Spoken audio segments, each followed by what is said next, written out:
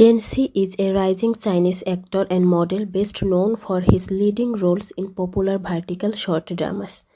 He has quickly become one of the most recognizable faces in China's booming short-form drama industry since his acting debut in 2023. His rapid output and popularity in short dramas have made him a prominent figure in China's vertical content ecosystem, where he is often praised for his intense yet soft appeal in romantic leads.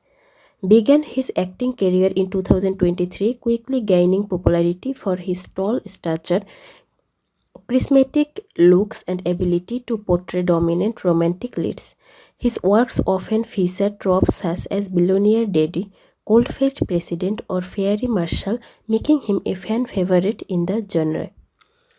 He has started in dozens of titles since his debut of an opposite popular actress in the short drama space. During his third year, he worked as a designer in Shenzhen but transitioned to short videos, then modeling before entering acting. Since he primarily worked in the Chinese short drama format, which has gained significant popularity on platforms like Douyin and other streaming services.